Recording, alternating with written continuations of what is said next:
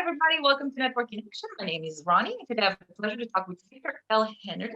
He is a commercial realtor with Commercial Market Exchange, and he's a representative for Power Kiosk, which is a commercial energy broker.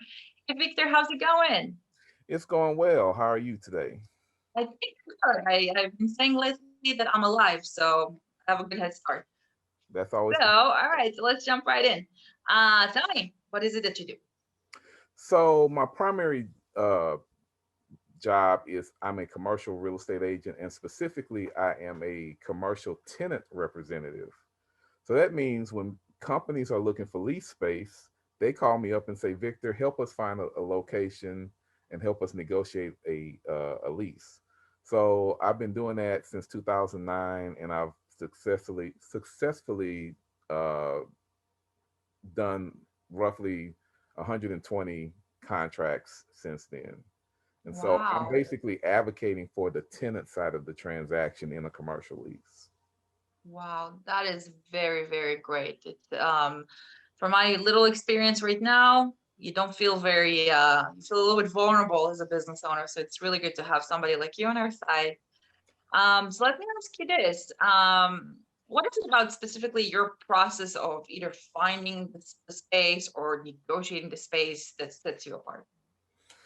Well, one thing is I'm typically on the tenant side of the transaction. So I'm not showing you buildings that I am listing for a landlord because, there's no way for me to negotiate for you and a landlord at the same time in the same transaction. You got to pick a side, right?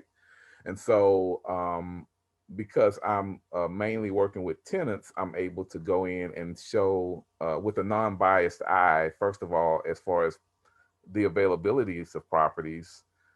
I show my clients, what's out there, and I don't have any, there's no interest for me for as to which building they choose.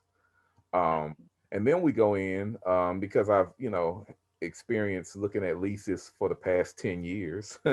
I'm generally, aware of what provisions of a lease, we're going to actually try to go and maybe get some changes or, negotiate in the process. Very interesting. So, how much do you think out of, just a generic like lease for a company, like how much do you think would you get amended in favor of the tenant? That's the very that's an interesting question because it's going to depend on what landlord we come across, the situation he's in with his building. If he has a large portfolio of properties where that one space only represents a small percentage of his entire portfolio, or if he's a landlord that owns one building and one vacancy represents 30% of his vacancy, Yeah. then he may be more likely to give Be some more incentive, flexible. be more flexible. And then,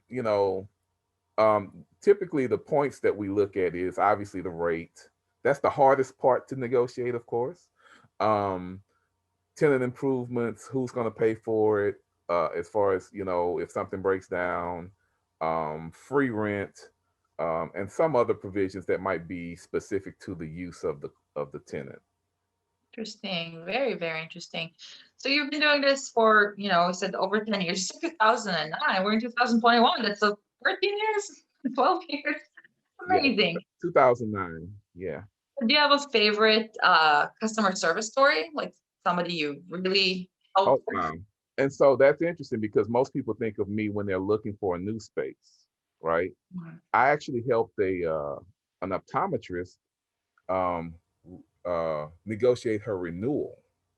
Okay. And she's very busy. She has appointments all day, and her renewal was coming up. And I was like, well, let me talk to your landlord for you. And instead of waiting 60 days out to tell him that we wanted to stay, I contacted him more like 4 months out as her real estate agent and just started negotiating, hey, what can you do for my client as far as a renewal? So when I call as an agent, he knows that I'm showing her other options, even if she Yeah. said to me, Victor, I love this location, I don't want to move, my clients know where I am. It Mhm. would be a little detrimental to my business if I relocated, but I'm not going to tell the landlord that, right?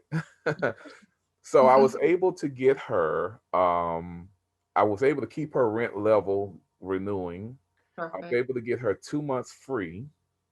I was also able to get her $25,000 in tenant improvement allowance, which means she wanted some improvements done to the suite.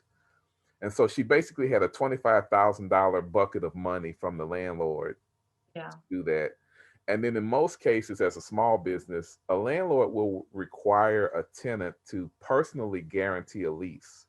So, in other words, even if you have the business in an LLC and you have the lease in the name of your business, they're going to have another document that says you personally, Ronnie, if you default on this, if I go after your LLC, it has no That's no meaning for assets. them. But you have a bank account, you have savings, you have, stuff you own.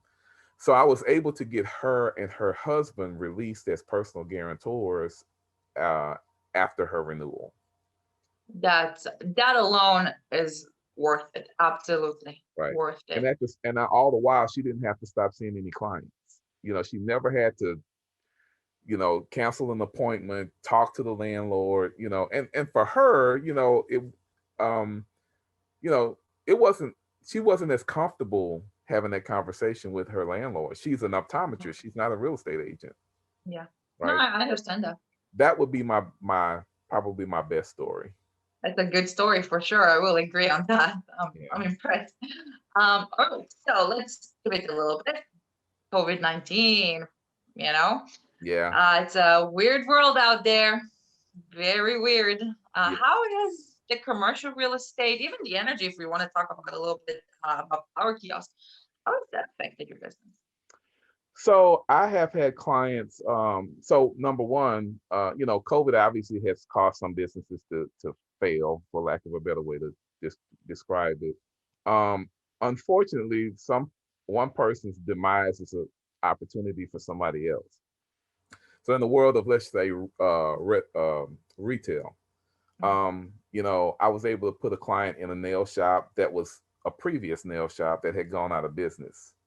I have clients that are looking for restaurant space because there are restaurants that have gone out of business. And if you think of just those two examples, those are what we call second generation locations.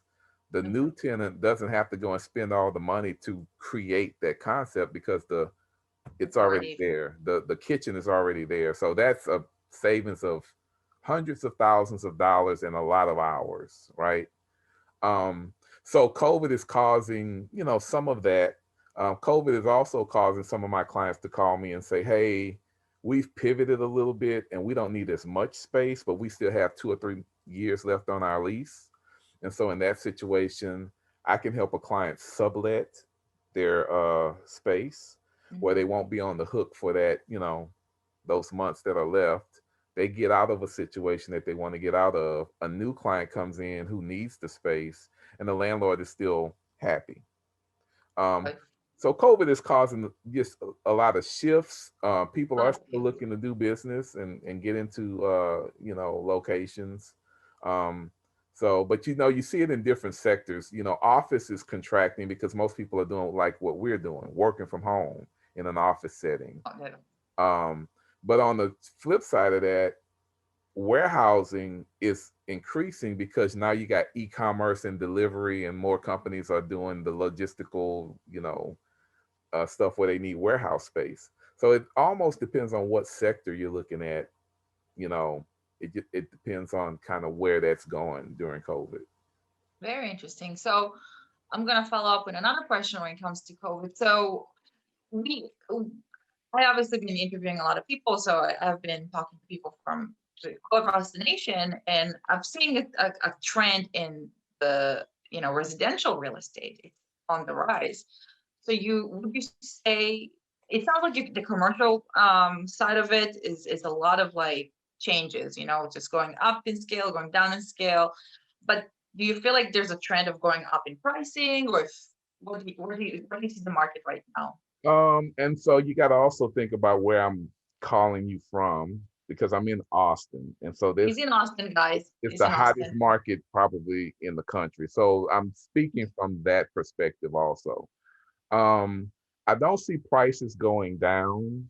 I see landlords possibly giving more incentives to go in as far as tenant improvements, more free rent.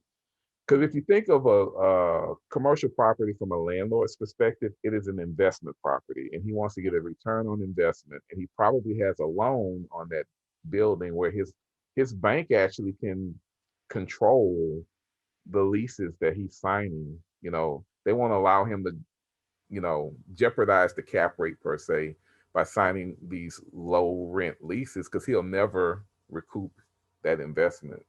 Um, so I'm seeing more of the, incentive to get in, but I'm really not seeing prices going down. But keep in mind too, I'm in a market that Yeah. I've seen rates literally double since I started in this business. Literally office rates have doubled. Yeah, absolutely. Austin became insane. Yeah, I know this from personal, we've been in Houston, it's been treating us well, but the grass is always greener. And yeah, Austin used to be not Houston affordable, but it was okay to do a shift, a change, yeah, but can't touch that yeah. place with a stick right now. It's so It's expensive. mirroring California now. Yeah. Yeah, Yeah, a lot of people just keep moving. I think I talked to a realtor from Austin. I think she probably is in your group. And she said that people from California are moving in, people from Jersey. Now with the new market in Oklahoma for the cannabis that just got approved, she said people are rushing to Texas because of it, because it's on the border. Because nobody wants to live in Oklahoma. Sorry, Oklahoma. So that's what she's been saying. Because there's just people just rushing into Austin, and she's so busy she doesn't even have time to talk to me anymore. yeah, yeah. And then there's no inventory. There's Um, no inventory. and That's a trend, by the way, nationwide. right. Nationwide, everybody's having insane demand and nothing to, you know. Mhm. So interesting. Such a weird, Yeah. business. Especially doing that now, you would think it would contract because of the virus, but it seems like things are going faster and A increasing. little bit faster, yeah. Hmm. It's really interesting. All right. Well, I promised this would be a short interview. Now it's a long interview. So let's finish it. So Victor, thank you so much for your time. Would you mind sharing with us what is the best way to reach you? The best way to reach me is my cell phone number is area code 512-587-9409. And you can call me or text me. I'm a great texter. I think the market that we're talking to right now is that like I don't like making phone calls. I hate making phone calls. So texting is always bliss. All right. Well, thank you so much again for your time. Thank you everybody for watching. If you guys need help with your lease, also don't forget the Power Kiosk. It's also representing an energy broker. If you're moving into a space, you can probably find you a wonderful rate on energy costs. All right. Well, thank you so much. Thank you.